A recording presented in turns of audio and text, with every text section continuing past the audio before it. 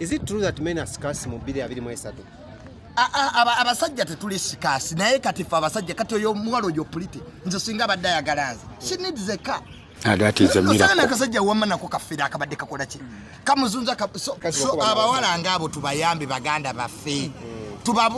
Bamuwanye yaga nti mubakole ki? Mubagumye mubakwate ko buli omu wali agumye munne. So wisdom kaye inze tubadde tulina namukadde isimaso kasigala tujjamu update yete kimwetagisa kusituka president waffe can't accept that. Omwalo ono njaga mwe Felix therapy segera mu counseling pretty. She's now mentally perturbed. She's scared. Ajabere wangas we look for the criminals. Erinnya lyange nze John Solomon Nabuyanda ndi mutakabanyi wa ddembe ly'obuntu.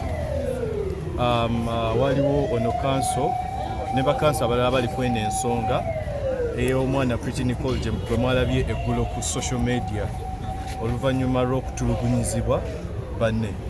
Omwana muto wa myaka 14 twogeddeko naye nga ne maama waali era ne tukkiriziganya ne poliisi nti si bituufu nga bibadde byogerwa mu social media nti omu ku bo yakwatibwa. Tewali n'omu yakwatibwa, bonna bakyali ku kye tuyita at large.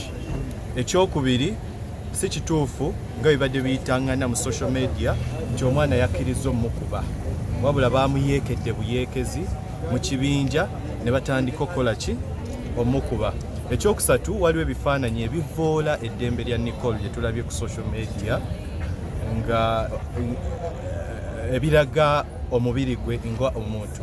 Tujja kusaba abali ku social media nti temutambuza bifaananyi bya Nicole, mutambuze ebifaananyi by'abaana abawala abamukubye tusobole okubatuukako tubakwate. Nicole afunye obujjanjabi wabula akyetaaga obuyambi bw'amaanyi nga wowulidde maama we wayogedde.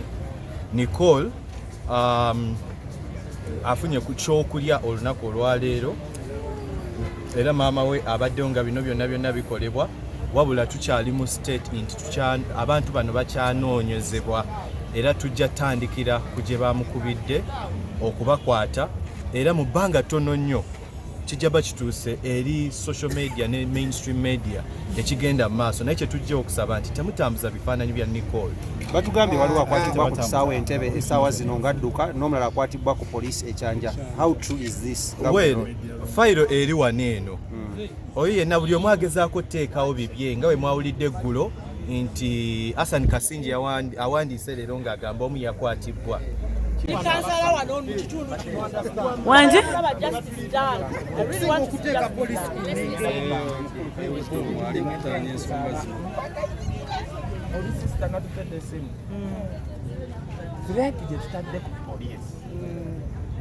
N'oba wa poliisi tosobola kutamwana ekyo kikukke munda ekyo bakingambye ng'ategerekeka nawe wisdom kwamba gayi lwaki temutumuwa omwana tebasobola kukola ki right now. Why? Kibagala case. Are they still asking for the 180,000? No, for what? No, tebaina kibagala. Kati lwaki tobingambye nga ngenda nawe. Can't accept that. Kakati you know what you can do.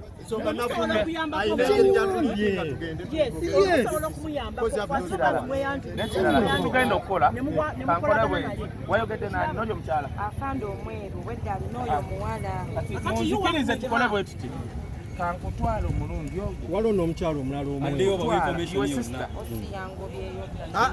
It's okay. Nze kaye wisdom owulira omukyalo ono omulaba kati ono omukyalo omulaba olaba kati kankubuulire tewali asobola sigalawo, tewali asobola ekitegeeza you don't value naffe abali wano wemba nga buli omu waliwo alina information eyamba police. Let's do that. Saba kunyamba buli eyakwatibwako bantu ku nsonga eno. Speaker wa Parliament Anita Amongo, Minister Nabanja, Mukyala Nabanja, bamemba ba Parliament mwenna abali eyo nsaba ku buyambi. Commissioner Shifalu kwako. Commission wa Human Rights. Buyambe kika kibosengo. Human Rights. Nsaba kunnyambako mu nsonga y'okujjanjaba omwana wange ono n'okulabika nga tufuna obwenkanya abantu bano kyensingira ddala okwagala abamukubya abo bennyini kubanga batugamba nti bo balina abanene taata waabwe w'amagye. Oyagala babasibe oba oyagala kuyirira? Njagala batuliyirire ate no basiba babasibe. Bwe kikwatako omukazi ali eyo balanda omukadde ono. Bayige nti nno omwana teyenkana nabo yabadde akyali mwana muto. Ku nsonga y'okka basanya omwana wo nga tanneetuuka. Oyo omusajja njagala naye tumufuno ye yabadde akabasanya omwana wange ng'ate no ng'alina n'ekigurupu ekinene alabika mutemu kuba yabadde akutte ne vidiyo bw'ati.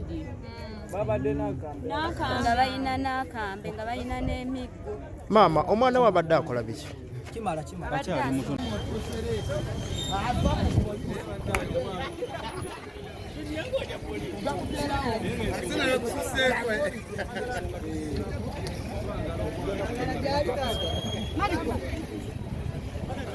Marco.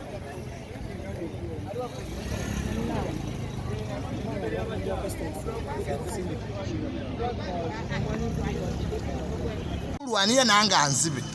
Yes. Let us steal me. Chogamba tele alwani atalina kigamba. Ate kati tuli wano kuzanya buzanyi kwa politi tewamulabye nawe. Politi gundi. Naye bagamba ekiwala kikyali kito 15. Kito ati mutobe babati kati abana mulembe gwego. Kati goyenzo butamulwanirira. Eraze mvudde mu office nabaga let Miko. Malo kulwani omuwala ono. After we become friends. Tebakusibe cyana nga kitonyo. Eddembe lye ffe tukyali kubya ddembe lye. Era abamukubye balina okwa. Efunira muwa. Nfuniramuwa kulwanira ddembe ly'abakyala ekyo kyokka tamale n'ebirala we can become friends n'oyo omuwala omuwala muto she's pretty bakuba waaki. Is it true that men are scarce mu 2023? abasajja tetuli scarce naye kati ffe abasajja kati oyo omuwala oyo pretty nze singa abadde ayagala nze she needs a car. No sanga nakasajja wama nako kafira akabadde kakola ki kamuzunza so pulite nga tukujjamu nga tusiba abakoze eki because jagala je waka mu counseling I did psychology abana ngaba abo mu bampi kati ali psychologically tortured ali depressed yange eri waka bakiraya tumembara biro badde ina wontu wale walala bakranti bakati from covid yajja bakranti bakati so abawala ngabo tubayambi baganda bafe bamuwanye aganti mubakole ki mubagumye mubakwateko buli omu wali agumye munne so wisdom kaye inze tubadde tulina namukadde Ismas okasigale tujjamu update yete kimwetagisa kusituka president waffe binabitwekere byabavubuka so nenga tuvumirira abakuba n'okulinyira eddembe ly'obuntu so omwalo ono njaga mwe Felix therapy segera mu counseling pretty she's now mentally perturbed she's scared ajabere wanga as we look for the criminals. Erinnya lyange nze John Solomon Nabuyanda ndi mutakabanyi wa ddembe ly'obuntu. Waliwo ono council ne bakansa abalala bali kwena ensonga ey'omwana Pretty Nicole gye mwalabye eggulo ku social media oluvannyuma lw'okutulugunyizibwa banne. Mwana muto wa myaka 14 twogeddeko naye nga ne maama waali era ne tukkiriziganya ne poliisi nti si bituufu nga bibadde byogerwa mu social media nti omu ku bo yakwatibwa. Tewali n'omu yakwatibwa, bonna bakyali ku kye tuyita at large. Ekyokubiri, si kituufu nga bibadde biyitangana mu social media nti omwana yakkiriza omukuba, wabula baamuyeekedde buyeekezi mu kibinja ne batandika okukola ki omukuba. Ekyokusatu, waliwo ebifaananyi ebivoola eddembe lya Nicole lye tulabye ku social media nga ebiraga omubiri gwe nga omuntu. Tujja kusaba abali ku social media nti temutambuza bifaananyi bya Nicole, mutambuze ebifaananyi by'abana abawala abamukubye tusobole okubatuukako tubakwate. Nicole afunye obujjanjabi wabula akyetaaga obuyambi bw'amaanyi nga wowulidde maama we waayogedde. Nicole afunye ku kyokulya olunaku olwaleero era maama we abaddewo nga bino byonna bikolebwa wabula tukyali mu state nti abantu bano bakyanoonyezebwa era tujja tandikira ku gye bamukubidde okubakwata era mu bbanga ttono nnyo kijja bakituuse eri social media ne mainstream media ekigenda mu maaso naye kyetujja okusaba nti temutambuza bifaananyi bya Nicole. Batugambye waliwo akwatibwa ku kisaawe Entebbe essaawa zino ngadduka n'omulala akwatibwa ku poliisi ekyanja. How true is this? Well, fayiro eri wano eno oyo yenna buli omu agezaako teekawo bibye nga bwe mwawulidde eggulo nti Hassan Kasinji awandiise leero ng'agamba omu yakwatibwa